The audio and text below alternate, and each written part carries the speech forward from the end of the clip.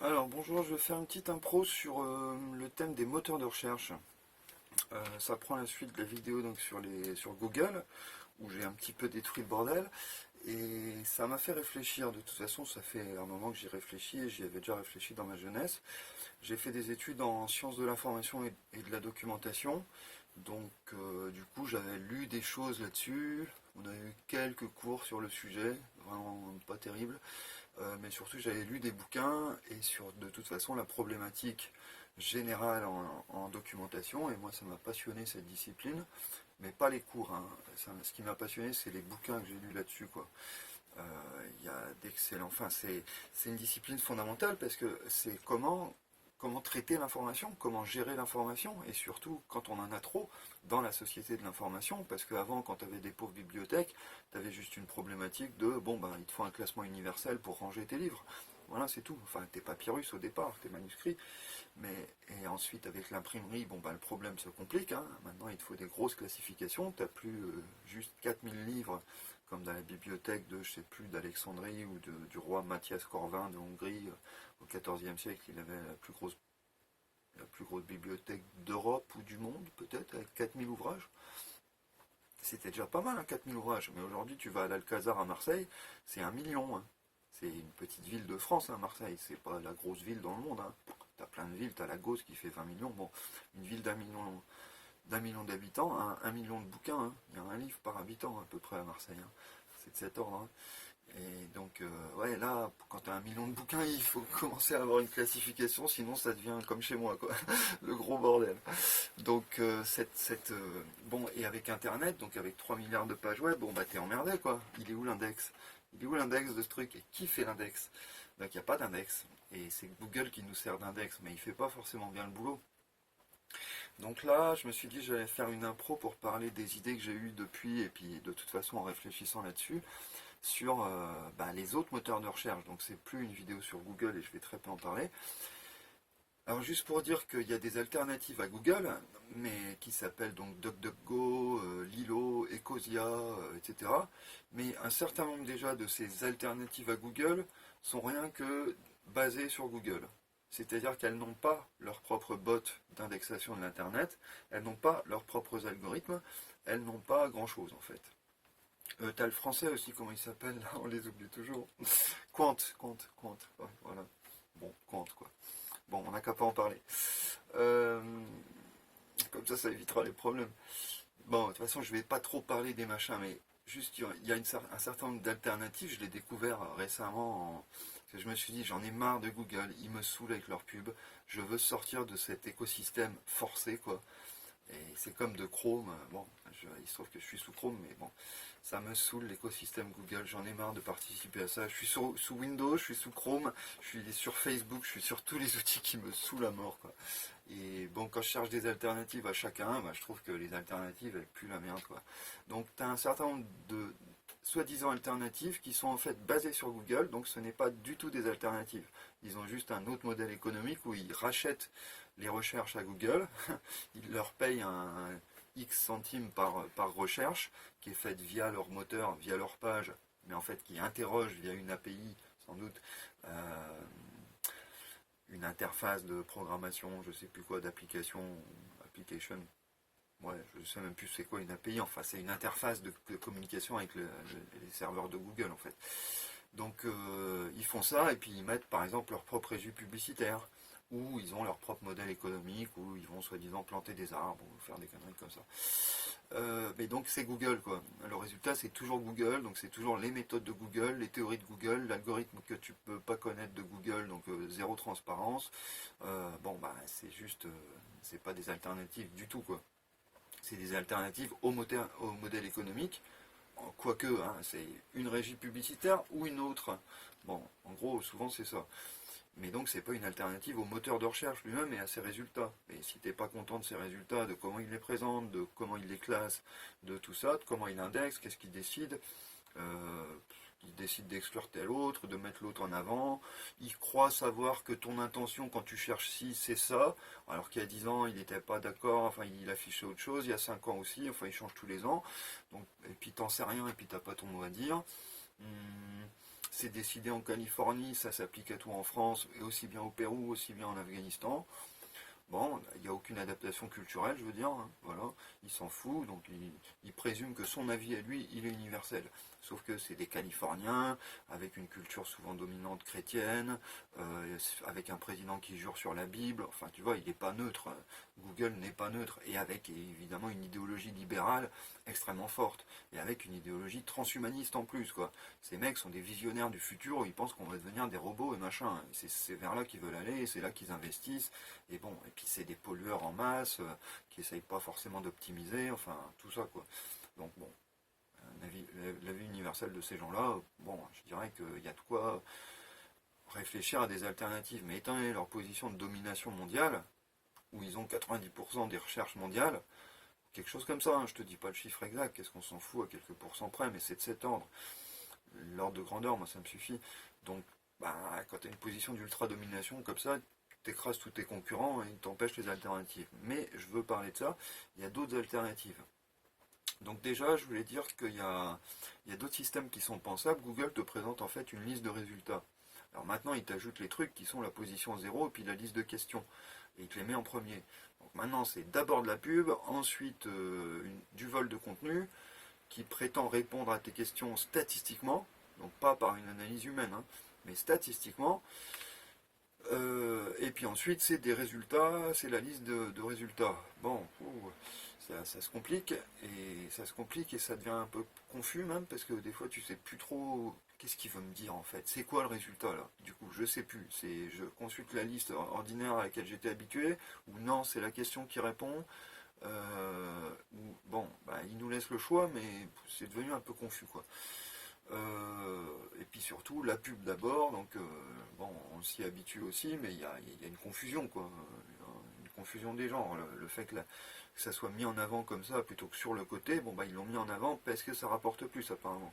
Mais sur le côté ça aurait peut-être été mieux, parce que moi ce que je veux quand je cherche un truc sur Google, c'est pas des pubs. J'ai pas cherché pub sur tel sujet, j'ai cherché tel sujet. Voilà. Bah, lui il m'affiche des pubs en premier. Bon. Et c'est normal, il considère qu'il fait du boulot gratuit pour moi, je ne l'ai pas payé. Bon, ouais, mais lui, il me vole mon contenu gratuitement aussi, hein. Alors, donc il y a d'autres systèmes qui sont pensables, qui seraient plus opportuns. Donc j'ai réfléchi et j'en ai trouvé quelques-uns. Donc déjà, dans sa présentation des résultats, il te met une liste en mode texte. Ce qu'il y a, c'est que les sites où il va chercher ça, bah, c'est pas des textes, c'est des sites. Oui, c'est des pages web. Donc il y aura une autre manière de proposer. Alors je ne dis pas que j'invente un truc super et que mon idée est géniale et qu'il faut absolument le faire. Non, je dis juste que ça serait une alternative d'avoir une version graphique ou d'avoir au moins un moteur qui fait ça. Sur certaines recherches, ça serait quand tu cherches beau site par exemple, tu aimerais avoir une réponse en lien avec l'esthétique, donc et pas en mode texte. Tu vois, ça serait juste pour un moteur qui est censé chercher la pertinence. Bon, quand tu cherches des images, ça serait pas mal qu'ils te répondent en mode image, qu'ils s'y mettent. Si tu cherches image chat, il va te donner la liste. Si tu es dans tous, là, si tu es dans le premier onglet, bon, il comprend pas que tu cherches une image. Mais tu cherches peut-être pas une image. Et en fait, comment il le saurait? Il y a des apories, je pense, dans la recherche, c'est que un humain qui parle, même les humains, ils comprennent souvent pas ce que les autres disent, hein. Il faut poser des questions pour, justement, c'est une de mes idées. Mais donc, il pourrait y avoir un mode graphique où il te propose une mosaïque de résultats, et quand tu es au survol de cette mosaïque, et ben ça te l'agrandit. Ou si tu restes au survol, plutôt qu'au clic, hein. Et ça te l'agrandit, mais pas sur tout l'écran. Et si tu t'en vas, hop, ça, voilà, il reprend sa taille normale, puis tu vas sur un autre, et puis machin. Donc ça ferait que tu pourrais voir la gueule qu'a le site avant de cliquer le site. Là, si tu cliques, ça t'y emmène. Si tu cliques pas, ça fait rien, et comme ça, tu vois la gueule du site. Donc ça pourrait être utile, parce que des fois, rien qu'avoir la gueule du site dans les premières secondes, tu vois que ce site, il te déplaît. Ou aussi tu vois qu'il t'impose, tu vois qu'il n'est pas visitable en fait. Google te propose toujours des sites qui en fait sont pas visitables, qui en raison des contraintes du RGPD notamment, vont te mettre une barrière à l'entrée que tu vas pas vouloir franchir. Moi je refuse systématiquement quand ils m'imposent de voler mes données. Il y en a plein qui maintenant, pour pas perdre le trafic, mettent continuer sans accepter. Donc tu peux dire merde aux cookies. Tu dis je ne veux pas gérer, je te donne ni mon refus ni mon acceptation, je veux consulter ton site mais je ne te répondrai pas, ferme-la. Moi je fais que ça, c'est-à-dire qu'il est hors de question de dealer mes comptes, mais je ne veux même pas en parler. Mes cookies ne sont pas sur la place du marché. C'est mes cookies, tes cookies je n'en veux pas sur mon ordi, donc tu ne me traques pas, point barre. Donc moi je veux même pas qu'ils me saoulent à chaque fois que je viens les visiter, ces milliers de sites qui veulent faire du business avec mes données, mais je ne veux pas, même pas avoir à négocier. Donc moi j'aimerais bien qu'on me l'indique, par exemple que le moteur de recherche, il me dise, et que ça soit affiché d'entrée, que moi, quand je simule un utilisateur humain, je vois ça, je vois un bloqueur. Bon, bah, si je vois qu'un site a l'air de répondre à ma question, mais qui m'impose un bloqueur, c'est-à-dire qu'il va me forcer à accepter ses cookies, comme, je crois, Doctissimo, ou je ne sais plus quel gros site de médecine, Passeport Santé peut-être, un des deux, je ne sais plus lequel, peu importe. Mais je veux dire, il y a des gros sites qui étaient auparavant accessibles, maintenant c'est paywall, quoi. C'est soit tu t'abonnes à leur truc, tu les payes, soit tu dégages, et t'as pas de continuer sans accepter. Donc du coup, ces sites-là, moi je veux même pas en entendre parler. Ils devraient même pas. Où est mon option pour virer ces sites des résultats? Je ne veux pas en entendre parler. Je suis utilisateur, normalement le client est roi, quoi. C'est moi le client là. Même si je suis un client gratuit et qui me vend de la pub, qui vend mon existence en tant que cible potentielle. C'est ça qu'il fait. Il me vend quand même Google.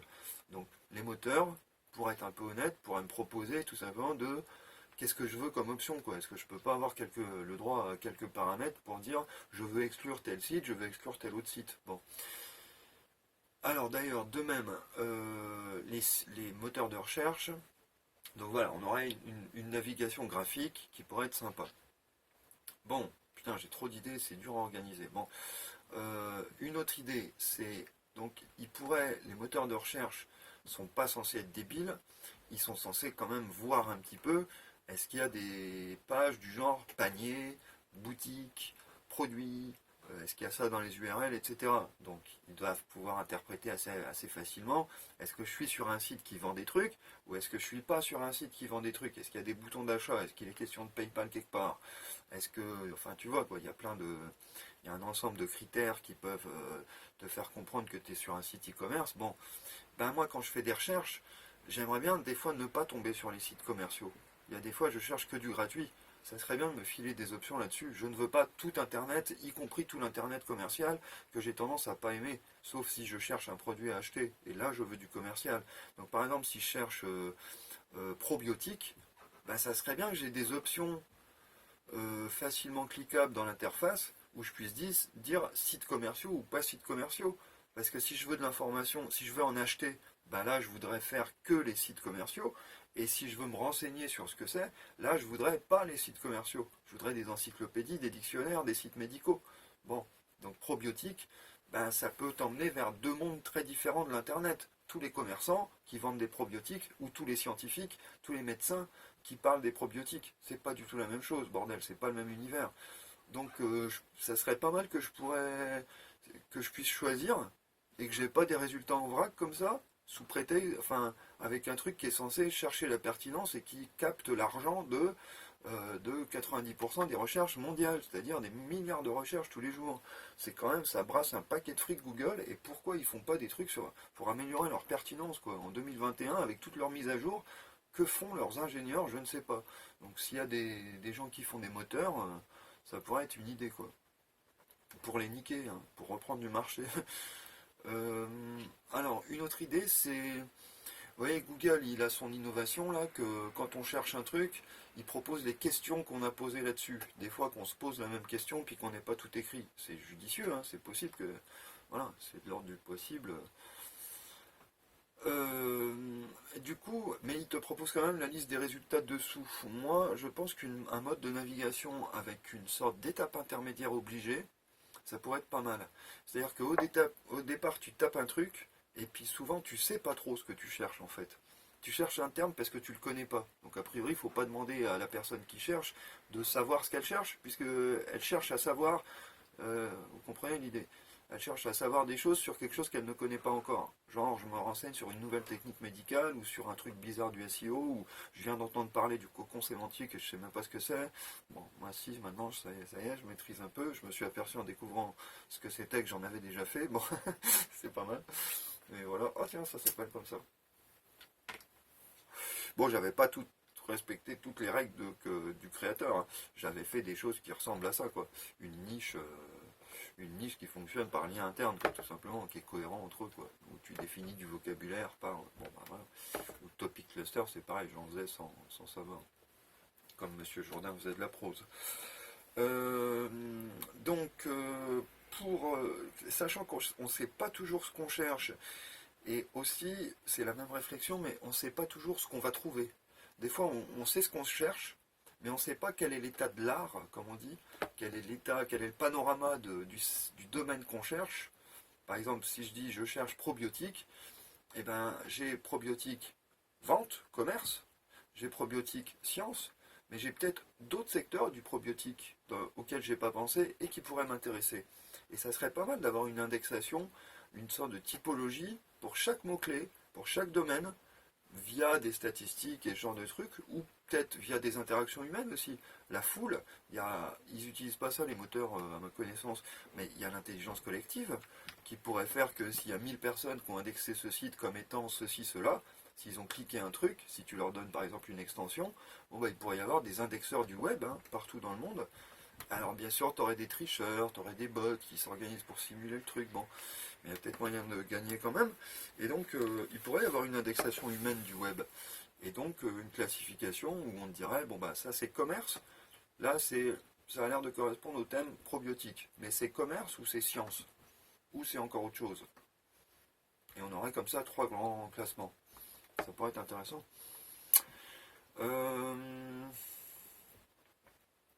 Alors oui, je disais une présentation qui pourrait être intéressante, donc pour continuer cette idée, c'est que d'abord, tu n'aurais pas de liste des résultats. Tu cherches ton mot-clé, il te présente des trucs qui sont associés à ton mot-clé, une sorte de carte du sens de ce que tu cherches là.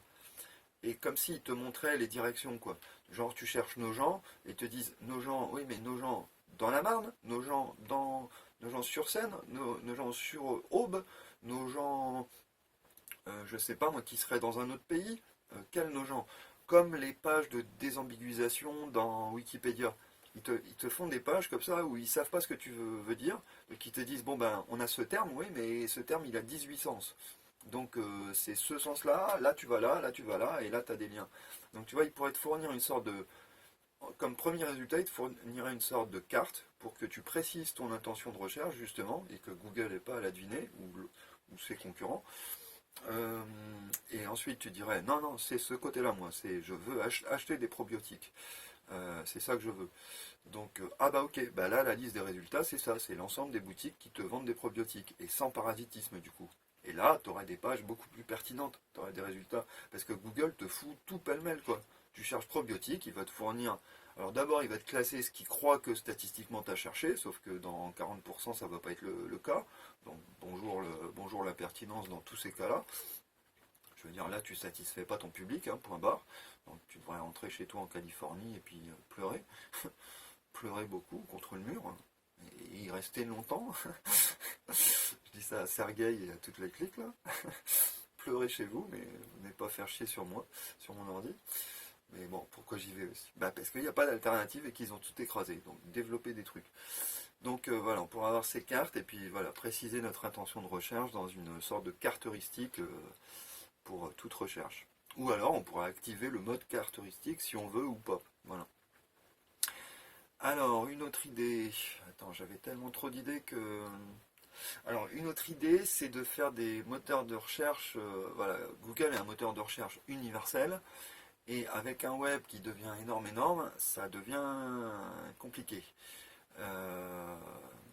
Et de garantir... Parce que tu vois, cet algorithme-là qu'on ne connaît pas, de toute façon, il a un problème de fond.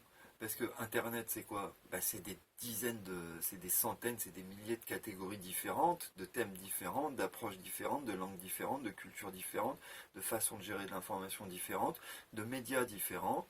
Même dans les médias, il y a des types de médias, mais donc les images JPEG, c'est pas comme le SVG, c'est pas comme plein d'autres images, les GIFs animés, etc. Donc même dans un média, bon ben la vidéo de tel truc, c'est pas la vidéo de tel format, c'est pas la vidéo de telle source, une vidéo d'archive, c'est pas une vidéo sur YouTube des 20 dernières années, etc. Donc il y a vidéo et vidéo, il y a photo et photo, il y a texte et texte. Donc c'est extrêmement difficile d'avoir des critères de classement pertinents pour gérer un tel bordel mondial dans toutes les langues, sur toutes les cultures, dans toutes les disciplines. Tu te dis mais c'est pas possible d'avoir de la pertinence universelle, c'est de la folie. En fait, dès que tu réfléchis, même sans connaître l'algorithme de Google, mais tu te dis mais ce projet il est fou en fait. Ils ne peuvent pas faire bien le boulot. Donc, d'où l'idée de faire des moteurs de recherche spécialisés. Et je dis pas que j'invente un truc, ça existe déjà. Mais juste, s'il y en a c'est pour encourager les gens à être créatifs et à bouffer petit à petit, pourcent par pourcent, millième par millième, à reprendre ce monopole et à nous sortir. Parce que où ça va aller ce monopole? Franchement, ça peut pas durer. Le monopole des GAFAM, là, ça suffit. Ça suffit, donc il faut qu'on fasse exploser ça. Donc moi je vais pas le faire, hein, je vais pas inventer un moteur de recherche, mais si je peux te donner des idées, t'inspirer un peu, ou te montrer au moins que tu peux ne pas être satisfait du service majoritaire, parce qu'il n'est pas forcément bien conçu pour toutes les situations, et bien voilà, j'aurais un peu contribué à l'internet, très modestement. Donc ça existe déjà, mais des moteurs, par exemple, je suis juriste, je fais des recherches dans le droit. Et ben j'en ai un petit peu rien à foutre des résultats de Google en général. Si je cherche des notions juridiques et qu'il me sort tout un tas de résultats qui sont non validés par des gens qui ne sont pas avocats, ni magistrats, ni qui n'ont aucun diplôme de droit, mais qu'est-ce que j'en ai à foutre de leur avis en fait? C'est pas parce que le mec s'est payé du bon SEO qu'il est bon. Il a peut-être arnaqué, il fait peut-être du black hat. Qu'est-ce que t'en sais? Parce que Google se fait arnaquer en masse aussi, hein, faut savoir, hein, il y a des techniques. Le black hat là, ou le grey hat, chapeau noir, chapeau gris, c'est des techniques pour arnaquer Google ou arnaquer d'autres moteurs de recherche, pour fabriquer de la popularité artificielle, pour fabriquer des liens qui en fait veulent rien dire, n'ont pas été faits par des humains mais par des robots, pour prendre le contrôle d'ordi et puis faire qu'ils fassent des liens ou des serveurs et faire qu'ils fassent des liens vers une ferme de contenu et machin, pour faire de la traduction automatique de machin et puis de sites piratés, enfin de sites qu'on va plagier, et puis sur lesquels on va mettre des liens vers tel site pour le faire monter, et puis ça peut marcher, au moins temporairement, jusqu'à ce qu'ils se prennent un ban par Panda. Bon voilà. Donc Google n'est pas fiable, et donc dans des tas de disciplines comme ça, ben, si tu veux vraiment des résultats pertinents, dans tout ce qui est les professions comme ça, hautement techniques, validées par un diplôme qui prend des années à acquérir, bah si c'est ça, si tes recherches, c'est là-dedans que tu as à les faire, bah ce qu'il te faut, c'est un moteur de recherche qui ait des sources beaucoup plus limitées que les 3 milliards de pages de l'Internet. C'est pas le bon corpus, tout simplement. La sélection de corpus par défaut de Google, qui est tout l'Internet, enfin je suppose, j'en sais rien. Est-ce qu'on n'en sait rien, c'est quoi son corpus? Mais voilà, il indexe un corpus. Bon, on ne comprend pas bien les règles. Il ne les a jamais dites publiquement. Il dit qu'il nous dit des trucs, mais chaque fois qu'il dit qu'il nous dit des trucs publiquement, tu sais, c'est moitié pour raconter des conneries à la concurrence, les induire en erreur, empêcher les gens qui font du black hat, leur raconter de l'intox pour pas qu'ils fassent du black hat, etc. Quoi, hein. Il y a beaucoup d'intox, hein, je pense, dans ce que dit Google. J'en sais rien, je suis pas sûr, mais c'est des suppositions.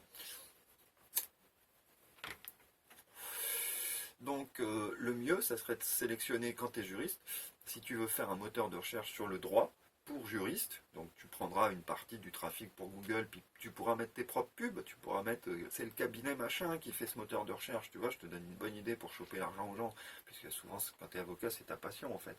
Ta passion, c'est pas le droit ou la justice, hein. Ta passion, c'est pognon, pognon. Hein. Donc je te donne une idée de business, cher avocat ou avocate. Parce que bon, il n'y a pas de différence de genre là-dedans, c'est... Non, même. Clink, clink, clink, clink. Attends. Ouh, les beaux billets. Ouh, t'entends comme ça crisse. Ce bon petit bruit. Par contre, les 5 euros là, ça, ne cherche même pas. Ça les intéresse pas. Café là, attends. Bon, passons. Donc, je te donne une idée de business. Ou de business pour arnaquer les avocats, pour leur soutirer de la pub. Donc tu fais un moteur de recherche pour avocats et tu prends un corpus de sources uniquement fiables. Voilà, on ne veut pas de résultats sur le droit pénal, le droit administratif, le droit machin. ton corpus, ça va être que des sources juridiques officielles, voilà, dans telle langue. Donc ça va être Légifrance, bien sûr, ça va être tous les cabinets d'avocats qui font des blogs, et qui sont sérieux, connus, pas des mecs radiés du barreau, hein, voilà. Pas les mecs, pas les avocats en prison, hein, voilà, ni les commis d'office, hein. Bon, tu peux mettre une petite barre de niveau quand même, voilà. Ni maître Éolas, voilà. Chut. Non, je rigole gros. Il va me faire un procès. Bon, il m'avait déplu, lui, bon, passons. Il m'avait plu et déplu, quoi. Bon. Mais un avocat, quoi, qu'est-ce que tu veux.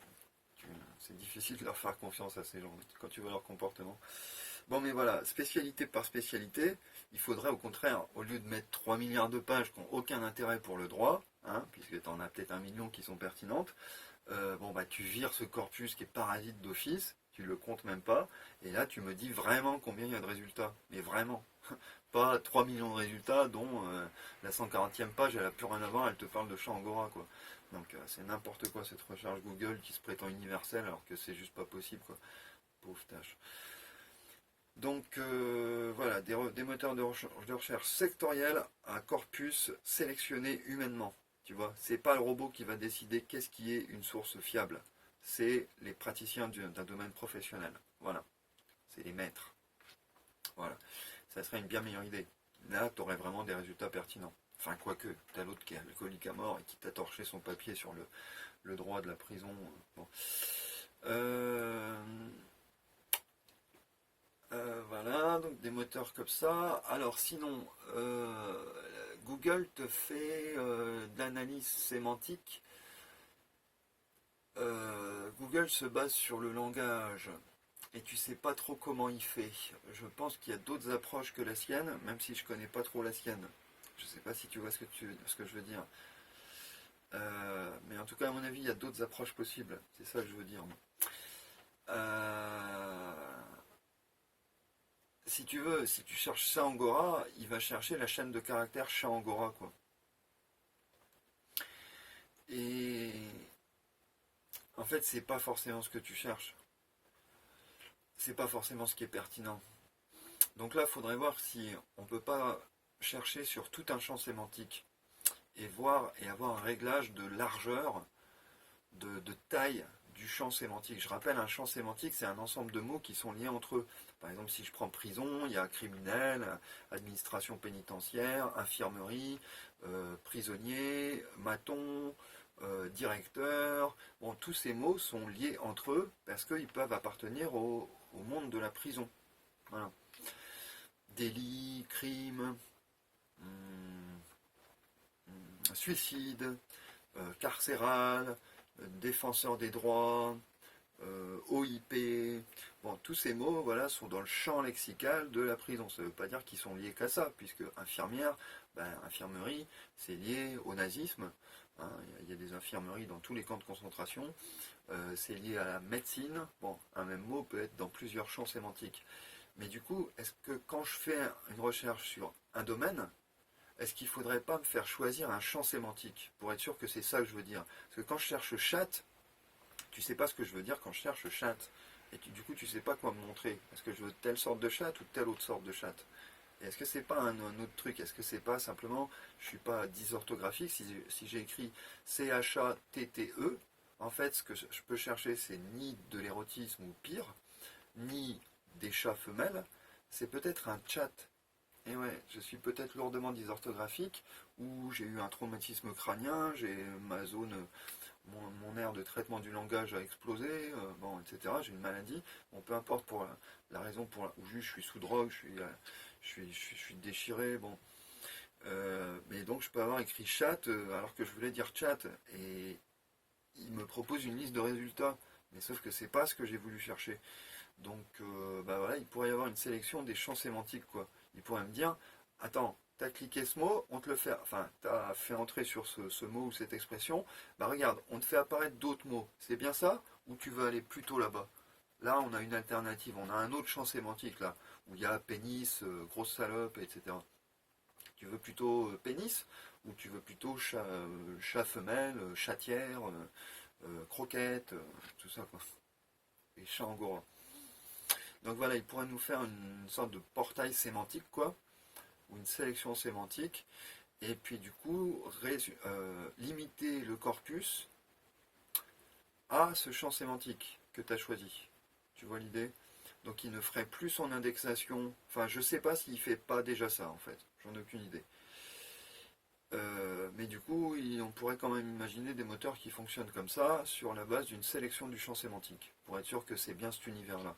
Aussi, tu pourrais, et ouais, il y a ça aussi, alors encore une idée, tu pourrais avoir une sorte de filtre disciplinaire, quoi. Tu pourrais dire, je cherche tel mot dans le cadre de telle catégorie. Je cherche chat dans le cadre des trucs de la maison. Des objets qu'on peut acheter pour la maison. Je cherche des jouets pour chat femelle. Je cherche des nids pour chat femelle, ou des nids, je veux dire des couches, des lits, je sais pas comment appeler ça, je sais pas quel est le vocabulaire pour des meubles pour chat, quoi. Ça existe, j'en ai fait, qui sont en forme de chat, en carton. Drôle d'idée, tu vas me dire, mais bon. Donc voilà, on pourrait chercher chat dans le cadre de meubles pour chat, ou chat dans le cadre de sciences du chat, sciences, biologie, ou on pourrait chercher vétérinaire. Donc chercher un mot tout seul, dans l'infini du sens humain, c'est pas clair. C'est pas clair du tout. Ça serait bien d'avoir un filtre disciplinaire. Je cherche chat dans cette catégorie. Art vétérinaire, ou élevage, ou je sais pas quoi d'autre, mais croisé, quoi. Voilà. Et là, il te citerait tout ce qui parle de chat dans le cadre d'un élevage. Voilà. Et donc pas que des élevages de chats, mais aussi élevage de souris avec des chats pour veiller que les souris s'en vont pas, etc. Parce que ça pourrait être pertinent. Tu pourrais chercher chat-souris dans le cadre de élevage. Et là, tu aurais que vaut le chat dans le cadre d'un élevage de souris. Je sais pas trop, mais... Ou bien tu peux chercher chat-souris dans éthologie. Voilà, tu aurais l'éthologie du comportement des chats par rapport aux souris, quand tu veux régler le problème de ton chat qui te ramène trop de souris mortes et que tu en as un peu marre, que tu n'aimes pas ce genre de cadeau. Bon, voilà. Bon, là, je crois que j'ai un peu fait le tour.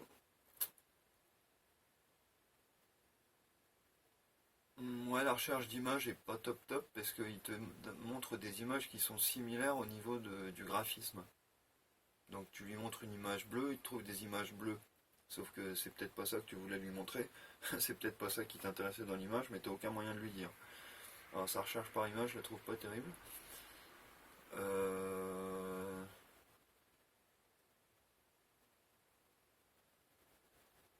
Ouais, quoi d'autre? C'est le côté humain aussi. Moi, ça me gêne énormément que le truc, toute l'indexation soit faite par du robot, quoi.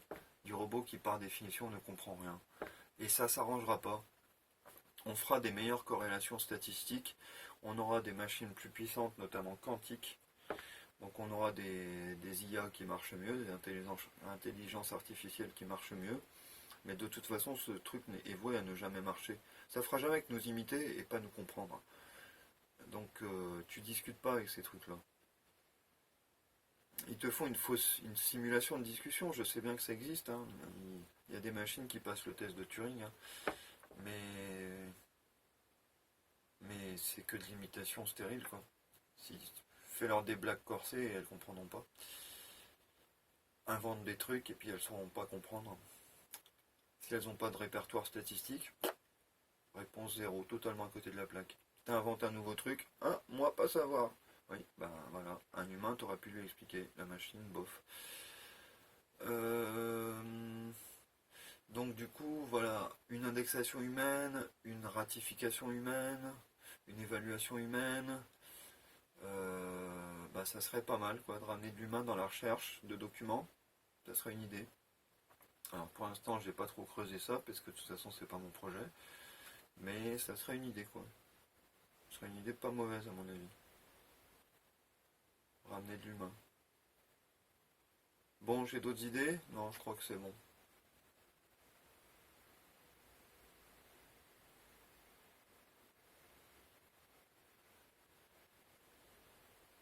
Ouais, je dirais que c'est bon. J'ai plus d'idées. Dans une heure, je vais me dire merde, et ça, et ça, et ça. Bon, allez, au revoir, bonne recherche. bonne recherche.